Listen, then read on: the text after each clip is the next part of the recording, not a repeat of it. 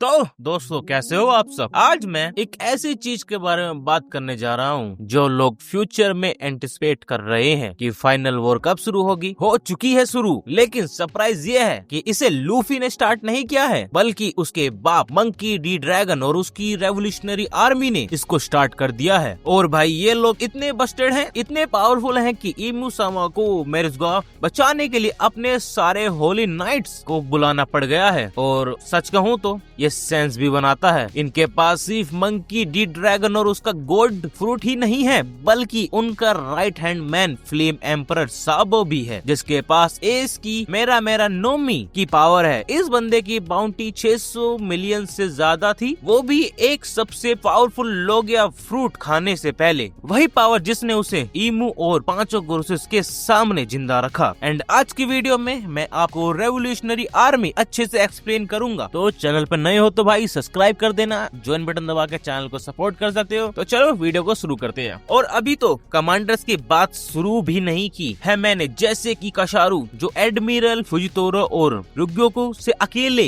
लड़ रहा था। लेकिन बात यहीं खत्म नहीं होती। रेवरी और वेगापंक के मैसेज के बाद दुनिया भर के देश अपनी मिलिट्री के साथ इस रेवोल्यूशन को ज्वाइन कर रहे हैं, जिससे ये लोग फाइनल वॉर के सबसे बड़े प्लेयर बन गए हैं। तो चलो वीडियो को शुरू करते हैं और मंकी डी ड्रैगन की क्रू की पूरी 38 साल की हिस्ट्री मैं आपको बताता हूँ। कहानी शुरू होती है 40 साल पहले, जब ड्रैगन वर्ल्ड गवर्नमेंट में एक मरीन था। वैसे मैंने मरीन वाली वीडियो बना रखी है ड्रैगन के रिगार्डिंग, जिसको देखनी हो चेकआउट कर सकता है, लिंक डिस्क्रिप्शन में, उसको ज्यादा कॉन्टेक्स्ट समझ में आएगा। एंड जिसने मेरी वो पुरानी वीडियो देख रखी है, आप सबको पता है कि मैंने बताया था कि यहाँ पर हमारे ड्रैगन को झूठे जस्टिस और ईमू के राज की असलियत पता चल गई थी। सिस्टम में भ्रष्टाचार, करप्शन इतना था कि मरीन्स लोगों की मदद से ज्यादा उनके नुकसान कर रहे थे। खासकर सेलेस्टियल ड्रैगन्स को दी गई अंधी प्रोटेक्शन, जिनको भगवान माना जाता है और वो कानून से ऊपर हैं, उन जैसे लोगों को हेवनली ट्रिब्यूट यानी कि टैक्स भी आम लोगों को देना पड़ता था, वरना उनको कोई भी पायरेट्स से बचाता ही नहीं था। उल्टा पायरेट्स उनके आइलैंड पे भेज दिए जाते थे, जैसे व्हाइट बेड के घर पर हुआ था। लेकिन ड्रैगन के लिए ये रेड लाइन नहीं थी। हमारी रेड लाइन थी उसकी गोल्ड वैली इंसिडेंट, जब उसे पता चला कि सेलेस्टियल क्लंगिंग गेम्स के बारे में, जहां मासूम लोगों का शिकार किया जाता था सिर्फ मजे के लिए। उसे ये सब देखकर समझ में आ गया कि सिस्टम में रहकर कुछ नहीं होगा, और उसने मरीन्स को छोड़ दिया दुनिया में अपनी जस्टिस यानी इक्वालिटी लाने के लिए। अब सवाल ये है कि ड्रैगन को गोल्ड वैली के बारे में पता कैसे चला। वेल, उसकी मुलाकात हुई एम्परर इवोंका से, एक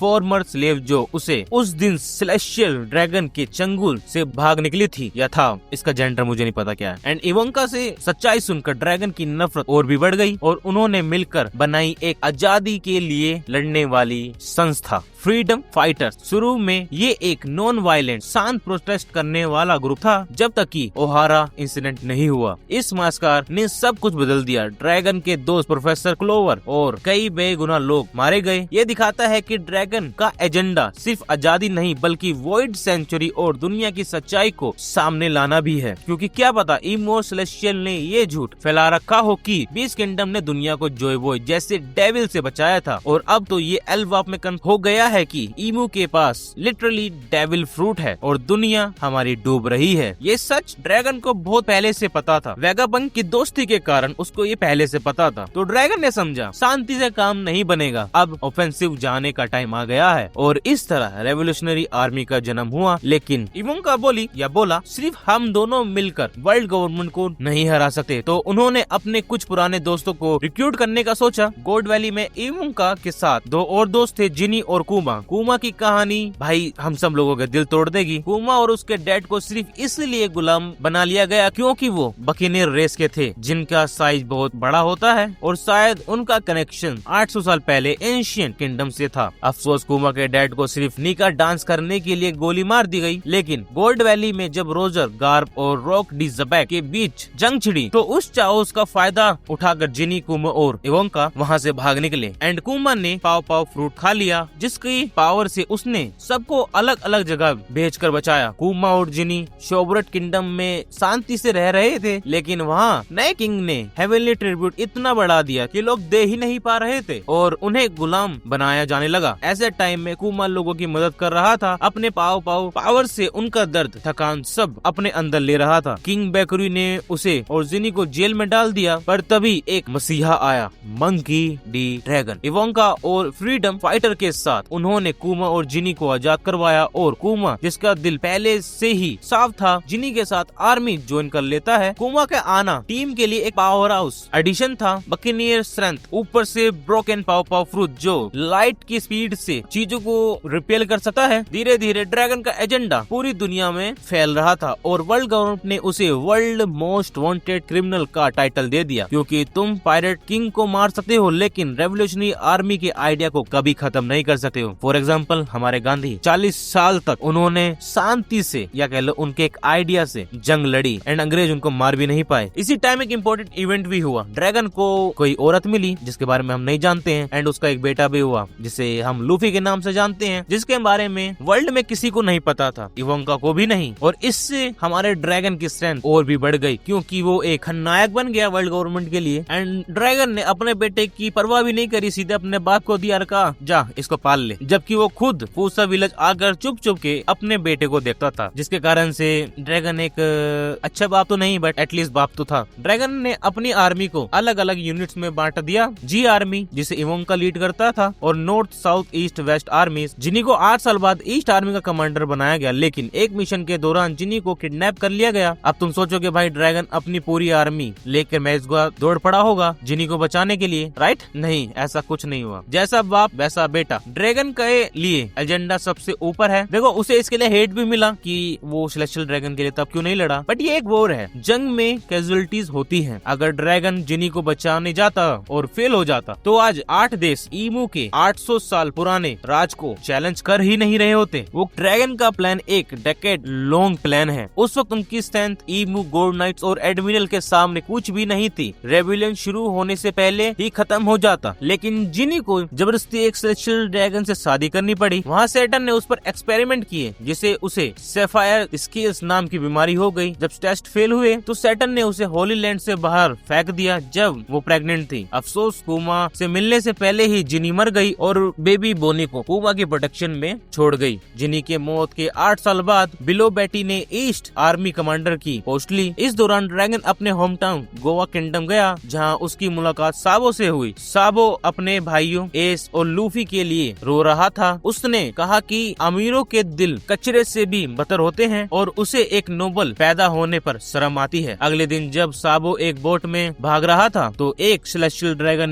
ने उसे टॉप से उड़ा दिया। सबको लगा साबो मारा गया, लेकिन ड्रैगन ने उसे बचा लिया। भाई ने साबो के लिए 12 घंटे में इतना कुछ कर दिया जितना लूफी के लिए पूरी जिंदगी में कभी नहीं किया। तभी तो वो सबसे स्ट्रॉन्गेस्ट कैरेक्टर है। तो जब साबो होश में आया तो उसको एनमीजिया यानी कि वो सब कुछ भूल चुका था। उसे सिर्फ अपना नाम याद था, like how even I don't know. तो वो रेवोल्यूशनरी आर्मी के साथ रुक गया और हैक और कुमन के अंडर ट्रेनिंग ली और सीधे ड्रैगन के बाद नंबर 2 चीफ ऑफ स्टाफ बन गया। उसकी बाउंटी 602 मिलियन बैरिस थी, जो अब तो आराम से बिलियंस के पार होगी, खासकर जब से उसे मेरा नोमी मिला है और उसने मेरगुशो में ईमू और गोरोसेस के डेमोनिक फॉर्म्स देख लिए हैं। ये बंदा अब वर्ल्ड गवर्नमेंट की लिस्ट में सबसे ऊपर होगा। इस टाइम कोला एक और फॉर्मल स्लेव जिसे फिशर टाइगर ने बचाया था आर्मी ज्वाइन करती है। उसने हैक से फिशमैन कराटे सीखा और साबो और हैक के साथ मिशन पर जाने लगी। लेकिन इससे पहले कुमा ने आर्मी छोड़ दी क्योंकि बोनी को भी वही बीमारी हो गई थी जो उसकी माँ को थी। एक अच्छे बाप की तरह उसका मेन गोल अब अपनी बेटी के लिए इलाज ढूंढना था। ड्रैगन ने 4 साल बाद उसे बताया कि उसका दोस्त डॉक्टर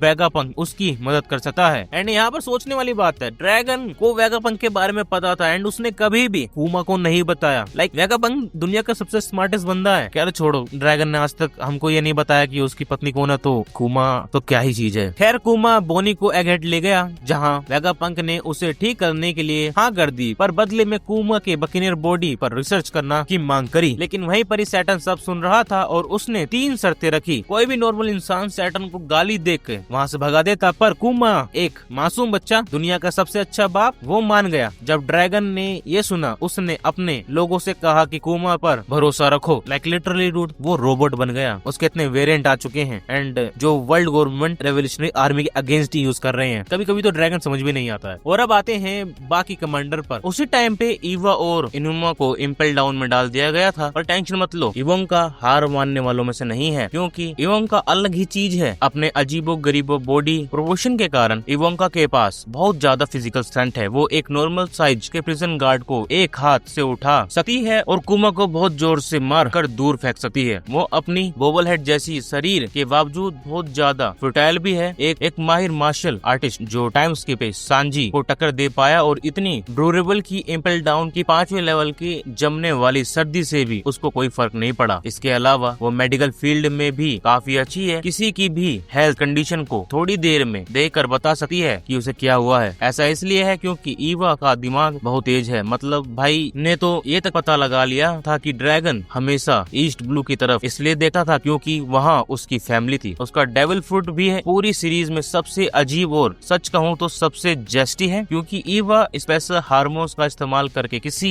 के भी शरीर को जैसे चाहे वैसे बदल सकती है। बेसिकली वो किसी भी इंसान को पूरी तरह से रीमॉडल कर सकती है। वो ये अपनी उंगलियों को सिरिंज बनाकर करती या करता है, जिसे वो टारगेट के शरीर में इंजेक्ट करता है। इससे वो किसी का भी सेक्स, ग्रोथ, स्किन का रंग, स्टेमिना, इमोशन और भी बहुत कुछ बदल सकता है। इसलिए उसे मिराकल पर्सन के नाम से जाना जाता है। ईवा अपने हार्मोन्स खुद पर भी इस्तेमाल करता है ताकि लड़ाई में फायदा हो सके, जैसे अपने सर और भी बड़ा करके बहुत ही ज्यादा कर लेना या लड़की बन जाना ताकि उसका शरीर और फ्लेक्सिबल हो जाए। वो एड्रेनालाइन हार्मोन्स भी बना सकता है जो लोगों को थका देने या मरने की कगार पर होने पर भी पूरी ताकत से लड़ने में मदद कर सकते हैं। मरीन फोर्ड में लूफी को ही देख लो, ईवा के बिना वो 100% मर जाता। तुम्हें वो if I was a woman वाला मीम पता है? हाँ, ये डेविल फ्रूट बिल्कुल वैसा ही है कि के दौरान सांजी के मेंटोर के तौर पर भी हमने देखा है। उसने ओकामा कैंपो सिखाया, एक मार्शल आर्ट स्टाइल जिसने सांजी को इतना मजबूत बना दिया कि वो उन पेसिफिस्टास को हरा पाया जो 2 साल पहले अनटचेबल थे। इवोंका तो सांजी की धुलाई कर रहा था, उसके ब्लैक लेग स्टाइल को बहुत आसानी से अपने न्यू कैंपाक्यू से हरा रहा था। लेकिन मीहो की जोरों के साथ ट्रेडिंग की तरह इवोंका ने सांजी को 99 न्यू कमाको मास्टर को हराने का चैलेंज दिया, इस उम्मीद में कि सांजी इस दौरान हाकी सीख लेगा और आखिरकार 2 साल बाद उसे साबोडी वापस जाने के लिए एक नाव भी दी जब उसकी ट्रेनिंग पूरी हो गई। जी आर्मी का दूसरा मेंबर जिसके बारे में हम जानते हैं वो है इवेंका का राइट हैंड मैन इजुमा। वो काफी सीरियस, शांत और समझदार है जब वो एक औरत होता है। हाँ, तुमने सही सुना भाई, बस अचानक से जेंडर बदल लेता है एक लड़की के रूप में वो, या शायद वो काफी वार्म और खुशमिजाज है। लेकिन जेंडर कोई भी हो, वो हमेशा इवेंका के प्रति वफादार रहता है। इनुजुमा की खासियत उसका पैरामीटर डेविल फ्रूट है जो उसे अपने शरीर के हिस्सों को कैंची में बदलने देता है, जो पत्थर और मेटल किसी भी ठोस चीज को काट सकती है। वो अपनी शक्तियों को ब्लेड के रूप में भी इस्तेमाल कर सकती है और जमीन जैसे जगह को भी पट्टियों में बदलकर उसे काट सकती है या दुश्मन की तरफ फेंक सकती है। इस वक्त रेवोल्यूशनरी आर्मी को अभी भी वर्ल्ड गवर्नमेंट के लिए एक बहुत बड़ा खतरा माना जाता है। उनकी सेना अब तक की सबसे मजबूत है, खासकर लूजा घटना के बाद जहां बर्बाद हुए किंगडम से और भी नए लोग आर्मी में शामिल हो गए। फाइनली उनका होम बेस कामाका किंगडम है जो इवोंका का होम टाउन है, क्योंकि वो ड्रैगन के सबसे भरोसेमंद साथियों में से एक है। इस बेस पर अंतिम युद्ध के लिए सभी 5 ब्रांचेस एक साथ आ गई हैं। तो चलो अभी उन सब के बारे में बात करते हैं। शुरुआत करते हैं नॉर्थ आर्मी और उसके लीडर कैसू से, जिसका साथ उसका राइट हैंड मैन गैरियून, पता नहीं मुझे यार नाम लेने नहीं आते इनके, तुम कुछ भी कहो। कैसू एक बेहद शक्तिशाली योद्धा है जो शांत रहता है। वो शांत रहता है, आमतौर पर बदबूदार बात करता है जिससे दूसरों को समझने के लिए मास्क पहनना पड़ता है। इसके बावजूद वो एक के बाद एक अच्छा आदमी है जो कमजोरों पर हमला करने वालों से नफरत करता है, जो कि कौवे बनाना, उनको कंट्रोल करना और अपने शरीर को कौवे में बदल देने की अनुमति देता है। और आमतौर पर इस शक्ति का इस्तेमाल करके वो कौओं झुंड में बदल देता है, जिनका इस्तेमाल वो अपनी साथियों तक सुपर हाई स्पीड से इंफॉर्मेशन पहुंचाने के लिए करता है। लेकिन बिल्कुल वो लड़ाई में भी इस पावर का इस्तेमाल करता है, दुश्मनों से उनके हथियार छीनकर उन्हें उनकी लोकेशन बताकर उन पर सीधा हमला करके चीजों को और भी प्रभावशाली बनाने के लिए। हर कौवा एक आम साइज के इंसान इंसान को अपनी पीठ पर उठा सकता है, यानी कि ट्रांसपोर्टेशन का काम भी कर सकता है बंदा। एंड उसकी बाउंटी 400 मिलियन है, जो कि काफी कम है रेवोल्यूशनरी आर्मी कमांडर के लिए, बट ये वर्ल्ड गवर्नमेंट की चाल है ताकि वर्ल्ड को ये ना लगे कि इनकी कोई इंपॉर्टेंस है, इसलिए उनकी कोई बाउंटीज इतनी ज्यादा नहीं रखी है इन्होंने। एंड ड्रैगन ने वेगापंक को भी ये रेवोल्यूशनरी आर्मी में शामिल होने के लिए कहा था, लेकिन वेगापंक को अपने एक्सपेरिमेंट जारी रखने के लिए बहुत सारे फंड की जरूरत थी। दूसरी तरफ गारियो, हाँ, हम इस बंदे के बारे में सच में कुछ ज्यादा नहीं जानते, सिवाय इसके कि वो नॉर्थ आर्मी का हिस्सा है। वो एक डेप्यूटी कमांडर है, जिसका मतलब है कि लोअर रैंक्स के बीच उसकी कुछ अथॉरिटी है और वो ना खाने लायक चीजें भी खा सकता है, जैसे कि टटी, और उससे उसे कोई नुकसान भी नहीं होता। अगला कमांडर है जिनी की ईस्ट आर्मी की रिप्लेसमेंट बिलो बेटी, जिसकी बाउंटी 475 मिलियन है और वो अपने nickname the flag warrior of freedom से जानी जाती है। ये उसका डेविल फ्रूट के कारण है, जो उसे लोगों को लड़ने के लिए शक्ति प्रदान करता है। पीच पर पायरेट को सिर्फ लाठियों से हरा दिया था because of this फिकिंग devil fruit. उसकी डेप्यूटी कमांडर अकाइडू है, वो एक